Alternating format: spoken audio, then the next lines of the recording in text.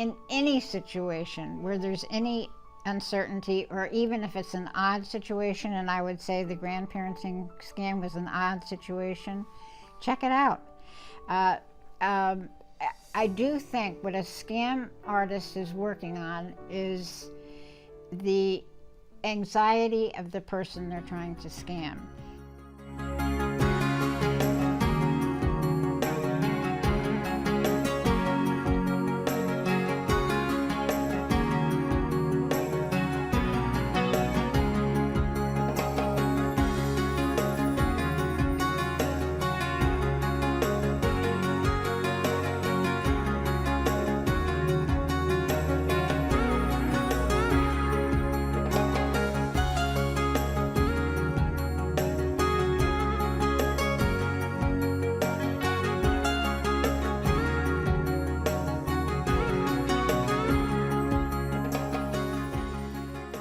Hello, I'm Fran Guasta-Desengi, sitting in for Ann Hall.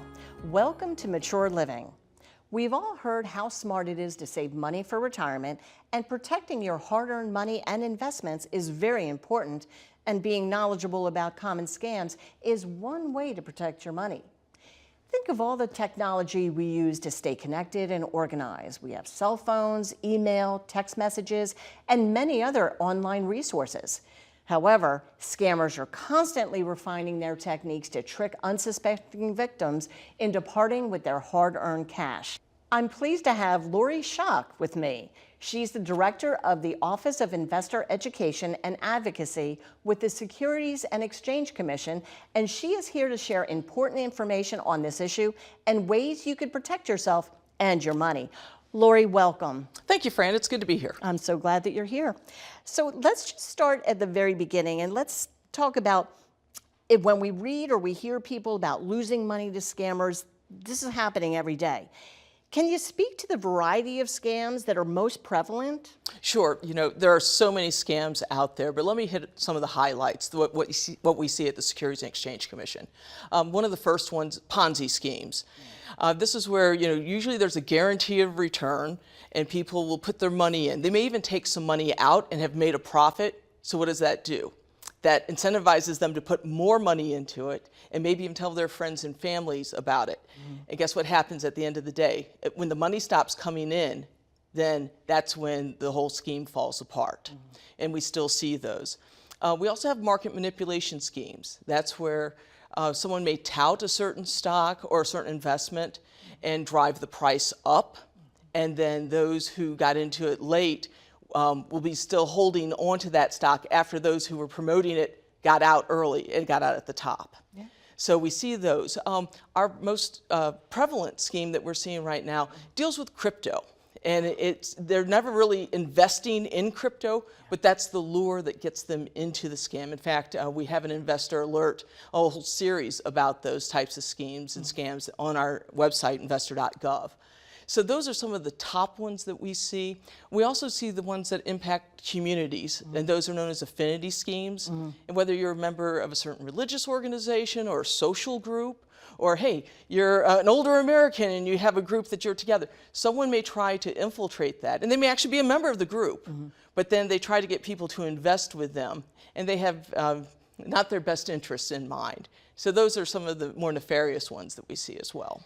Well, knowledge is power, and you mentioned the older adult community. So tell us about the Securities and Exchange Commission. There's an initiative to teach older adults how to protect themselves. Can you tell us a little bit about that program and all what it entails? Sure. That's our Never Stop Learning program, and it's part of our public service campaign. And this is where we're trying to reach out to those who are older, mature investors, such as myself, but also those who are around them, whether children, grandchildren, caregivers, because when it comes to investment fraud, it really does take a village to help protect people. And we want people to report investment fraud, and they can do that through investor.gov, or they can contact us through our 800 number, which is 1-800-732-0330. And we would appreciate hearing, any scams that you're seeing. Even if you don't invest money into it, we know that others have. And so that puts us on high alert and trying to push out our messages. And that's part of what this campaign does. We want people to check their account statements. Make sure that they don't have any missing money or maybe some fee that they didn't realize. We also know sometimes, though, if there are periods of market volatility, people may not want to look at their statements because it's like, oh, that may be bad news. Always look at your statement. Even if it's bad news, you want to know what's happening. Also, there's the ability to add a trusted contact to your account. And this is where, we're all getting older, and it's not just for older people, it's for everyone. Because I could be on a car ride home today and have a brain injury in a car accident. Right. And then if my firm can't get a hold of me, I've got a trusted contact in place so they can, give them the information. Oh yeah, she had a health issue, or hey, she's on a round the world cruise. That's why you can't get a hold of her. And it just helps to add an additional layer. They can't trade in your accounts. They can't take money out, but it's someone that you've designated, and we want people to add that to their accounts. I like what you say about making sure that you're always checking your accounts frequently. But let's talk about red flags. So somebody like me, if I'm looking at my bank account or my investment account, give me a couple of ideas of what would be red flags that I would need to act on. Okay, first and foremost, any missing money. That's where you don't know where that money went or what it was taken for. Now, I'll be honest with you, sometimes someone's had a margin account and they've had a margin call. So money's been taken out. That's a legitimate reason. Absolutely. Because that was part of what they have with an agreement with their brokerage firm. However, hold it, I didn't transfer this money. Any wire transfers that you don't know about, those are things that are red flags. Also, before you turn over your money, you need to know, with whom you're doing business, and you can do a background check on that person. But also, most of the products that are sold are registered, and they're registered with the SEC. There are some that aren't registered, but for most people, they invest in mutual funds, stocks, exchange-traded funds, and all of those are registered with the SEC. And you can check out that information on investor.gov. So the person needs to be licensed. The product should be registered. Okay. Now, sometimes somebody may accumulate a certain amount of wealth that they need some help. They need a professional to give them a hand on that. How does a person know if the person that they're choosing to guide them and help them with their finances have their best interest in mind? Great question. And I have to say, this is an area that's becoming trickier and trickier. We've always said do a background check. And how can you do that? You go to investor.gov, you put in the person's name. That's it. They should show up in our database, and what will you be able to see there? You'll see what licenses they hold, how long they've been in the business. Have there been any regulatory actions taken against them? This is a highly regulated area. I represent the federal securities regulators, but every state has a state securities regulator, as well as self-regulatory organizations such as FINRA. So all of us can bring regulatory actions. Have there been any regulatory actions taken against this person? Okay, that's good to know. And maybe not. Okay, so then also you want to see, look at the form CRS. That's the client or customer relationship statement. And you want to take a look at that and see how the person is paid, what conflicts of interest they may have. Now, if they don't show up in the database, you have a lot more homework to do before turning over any of your money, okay? But here's a tricky part. We have people who are also acting as imposters of registered folks. Right. So you need to independently get a contact information for the firm and contact that person to make sure whoever's representing, saying that, hey, I'm so-and-so with this firm, that they are actually that person. Wow. So you've got to do your due diligence, and I know that we have about 3 minutes left in this conversation. It's going fast, I know. But suppose you are a caregiver for someone and, helping them with their finances. What should you be on the lookout for, with regard to, if you see something is not quite right? Sure. One, let's say I'm taking care of my mom. Does she have a new friend who's very interested in finances or in the house or things like that? That's a red flag, okay? Also, you can have a duplicate account statement sent to you. And I suggest that just to have another set of eyes, again, on the account and watching the money coming in and out, looking for those fees or just money that's disappeared. That's something you want to know. Anything that's out of the ordinary, like my mom hasn't done a wire transfer since she bought her house. Why are we now seeing all these wire transfers?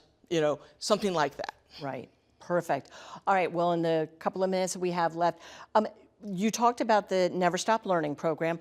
Can you just repeat the website or just tell us again how to connect with that program? Sure. Everything that I've talked about here today is available on investor.gov. Okay. And that's our retail-facing website at the Commission. And that includes the Never Stop Learning program and the videos and trainings that go along with it. Also, we put out investor alerts and bulletins. We won't inundate you if you sign up for those. You'll get a couple a month. And then finally, we do monthly investor quizzes. So that's just another way to stay informed on what's happening and a good way to never stop learning. How did you come into, doing the work that you do? Because you have a passion about it, I can see. I'm actually an attorney by training. I have a master's in taxation, but early in my career, I also was a registered investment advisor and a registered rep with a brokerage dealer firm.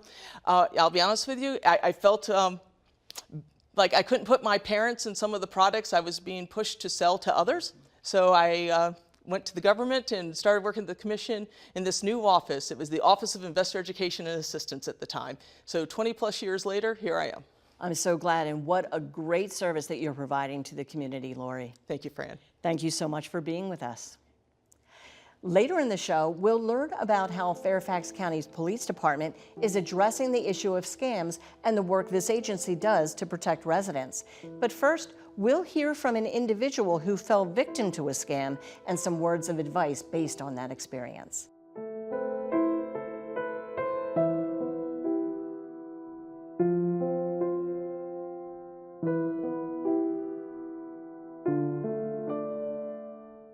Choosing grandparents to scam is so logical on the part of scam artists because we would do anything for them. When I received the phone call, I was happy to answer it because it was during the period of COVID when we were isolated in our homes. So I would say I was fair game at that point. The person who called me said he was an attorney for my granddaughter and that she needed an attorney, and he put her on the phone.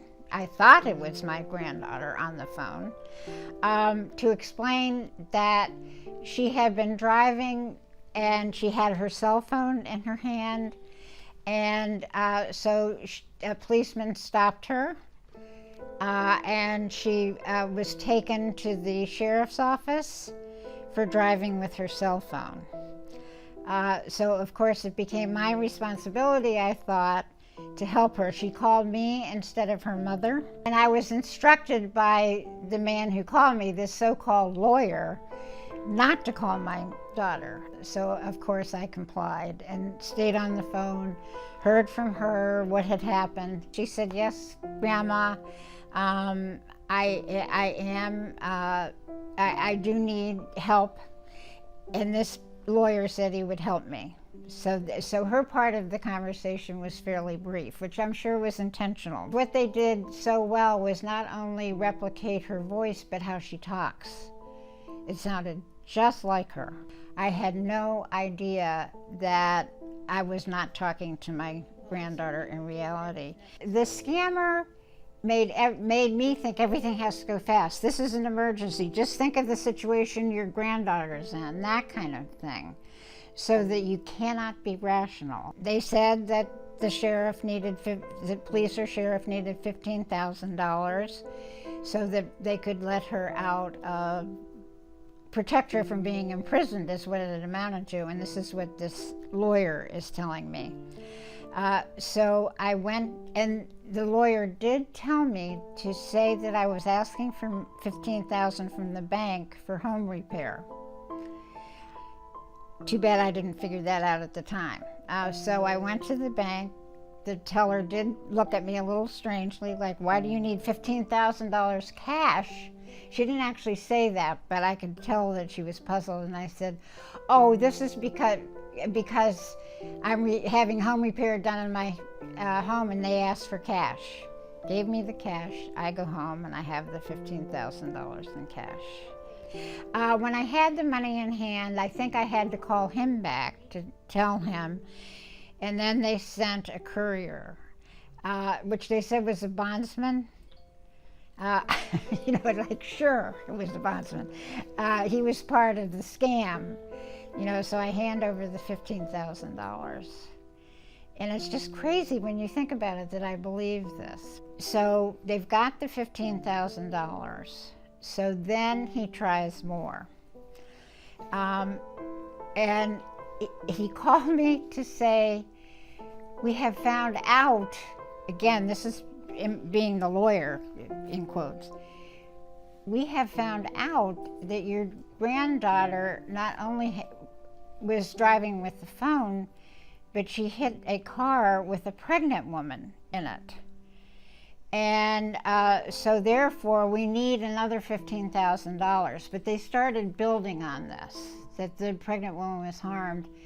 And I am driving to the bank to get the additional $15,000. I have no reason why can't recall why I had so much money in my checking account. But on the way to the bank, I thought, this is crazy. And I actually went to the bank and told them that I was being scammed and drove back home. And this was only about a 10-minute trip. So I called the, in quotes, lawyer and said, this is a scam. So I got you are a fraud. I got a chance to do that. That made me a little happier. But of course I had lost $15,000 in the process. But shortly after that is when I called my daughter. The first thing we did is call the police. So they did come to take a report. I think that same day I contacted the Federal Trade Commission, which deals with scams. And I did not know at the time how active ARP is in this. And so very interested in how seriously they're taking this problem, because often the victims are older.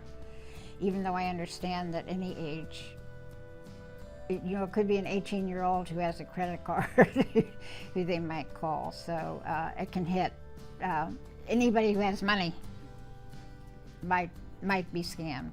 I do think what a scam artist is working on is the anxiety of the person they're trying to scam. Using me as an example, we react too quickly. We react too soon to what they tell us to do. Fortunately for me, they got less money because on that second trip to the bank, I started figuring it out. Too bad I didn't figure it out sooner. In our first segment, we talk with Lori Schock, Director of the Office of Investor Education and Advocacy at the U.S. Securities and Exchange Commission. She provided an overview of financial scams and how to protect your financial resources. We now welcome Second Lieutenant Richard Barron, a supervisor of the Financial Crime Squad in the Fairfax County Police Department. Rich, welcome to Mature Living. Thank you very much. Rich, we've learned that scams of all types are on the rise. Does this also apply here to Fairfax County? Fairfax County is a large population base and a higher than average net worth. And so this is an area where a lot of people could find themselves targeted by these scammers. Financial crimes and scams are on the rise nationally and even internationally. And it's no different here in Fairfax. Now, are there any in Fairfax that in particular that are on the rise versus, what was happening 5-10 years ago? We've seen scammers get more and more sophisticated. We see a lot of pop-up scams where a new window opens up on your device that you're using, and it tells you that there's a problem and gives you a number to call. When you call that number, you're calling the scammers and initiating their contact with you. Unbelievable. They find a way, don't they? They sure do. So can you say what are the most common scams that we're experiencing that people fall victim to? Sure. It's scams where there's an alleged to be a problem with your financial accounts, where money has gone missing or your account is being hacked or taken over. We also see construction fraud scams where people are going door to door and soliciting and then providing shoddy work or no work and demanding payment. They can be quite persistent and bullying to the homeowners. And we see legal issue scams where someone is contacted and advised that there's been some emergency serious legal issue, like maybe they've missed court or a loved one has been involved in a serious accident or has been arrested, and their financial resources are needed immediately to help resolve the situation. There's so many facets to it, it's unbelievable. But let's talk about the Financial Crime Squad. Was this section set up in response to all of the scams that are happening recently? Has it always been in place? Tell us about the genesis of that, and then really how it operates within Fairfax County.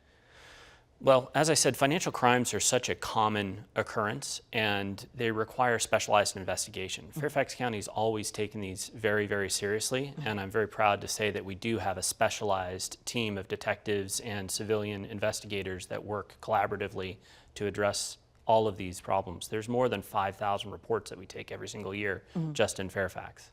Wow. So as we spoke earlier in the show, in the intro, we said that scammers can reach us through our devices and text messages, phone calls, emails. How can we protect ourselves and our money? I mean, it's like whack-a-mole. As soon as you get ahead of this one scam, here comes another one. So how do we cope? Well, talking about it, the education is really important. I always advise people to use a password manager, which helps them to only have to remember one password, and it prevents, if one password does get compromised, if you get tricked into giving some information to a scammer and they're able to hijack one account, they're not able to use the same password to take over any others. So I always recommend a password manager. I always also recommend to people that if something comes to their attention, they're advised that there might be a problem, that they reach out not to the person who they're in contact with that's advising them of the problem, but to a legitimate person that they know that they're contacting directly at either the financial institution or the legal authority that they're dealing with. So call the police department if you're advised that you've missed court and there's a warrant for your arrest. Find out if that's true. If you are advised that there's a problem with your bank account and some money is being taken out of your account, take out your credit card or your bank debit card, look at the phone number on the back of that card and call that number. Don't talk to the person on the phone with you at the time. Exactly, because you want to make sure that you're speaking actually to your bank and not to the scammer. And what about things, I'm getting a lot of text messages that are unsolicited that they want me to click on, and I just say delete, delete, delete. I mean, you know, do you have any words of wisdom with regard to that other than just delete? Well, I think that that's a very good thing to do, is delete them. Never click on any of those links, because those can download a virus onto your device, which then allows them to take advantage of your device and perhaps compromise some of your accounts or passwords. So never click on a suspicious link that's sent to you that you didn't ask for. Additionally, I find that the federal government's Do Not Call registry is a very useful tool. So feel free to sign up and get yourself on that list so that it reduces the number of scam phone calls and text messages. If someone has been victimized by a scam, what steps should they take? In Fairfax County, we have a highly expert team that is dedicated just to resolving these issues and helping people through it. First, to stop any continuing problem or any continuing money going out of their account, and then to start working on fixing it. So the first thing that we recommend that people do is that they contact the Fairfax County Police Department's FICOR team. And FICOR stands for Financial Crime Online Report. That's a report that a person can fill out online, and it goes directly to this expert team, and we immediately start working on those issues. It's a great way for us to help people quickly with the best possible information. Sometimes that's information where the police department can provide a remedy, take a report, start an investigation. Sometimes it's information that suggests that your personal information has been compromised, and we can help you through the process of contacting the credit bureaus to put a freeze on your credit, or whatever the assistance is that's most appropriate to your particular circumstance. That's what we'll do for people. So the key really is to take quick action. But let me ask you this question. Just I don't want to be crying wolf or anything, but you know, if there's something that comes up that really concerns me, and it might be okay, I mean, is that bad that I would reach out to you just to make sure that everything's on the up and up? No, it's our pleasure to help people in every circumstance, and it's always easiest when we are able to figure out that there isn't a problem, but that someone's being, you know, cautious, and that's prudent.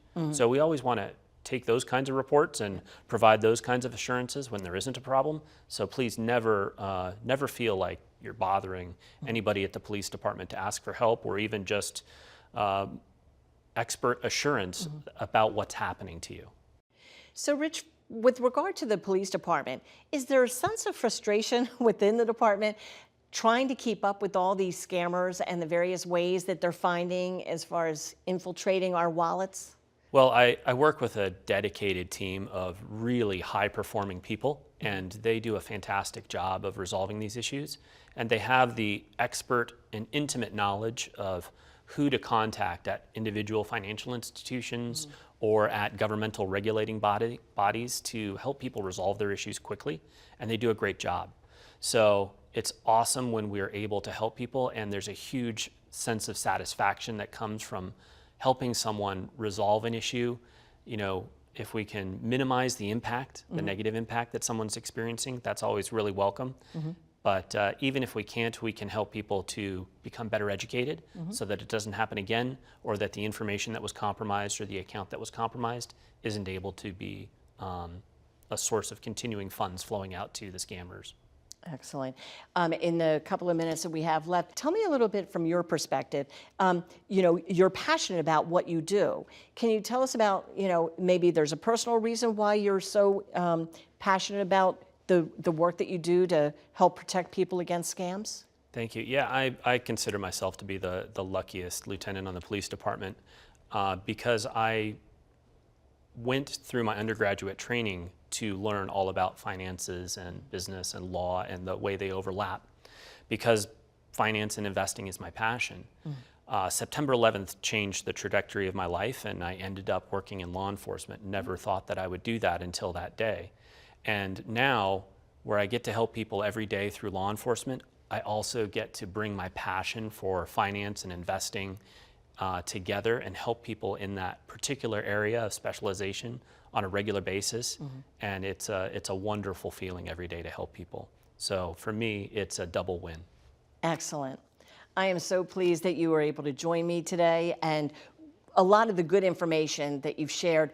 Really great to know that the police department is working with the citizens, with the residents of Fairfax County to just counteract these nefarious people that are trying to get their hands into our wallets. Yes, thank you, Fran. It's a pleasure to be here and to provide this information for people. Thank you so much, Rich. And thank you for watching this edition of Mature Living. I'm Fran Guasta-Desengi, and we'll see you next time.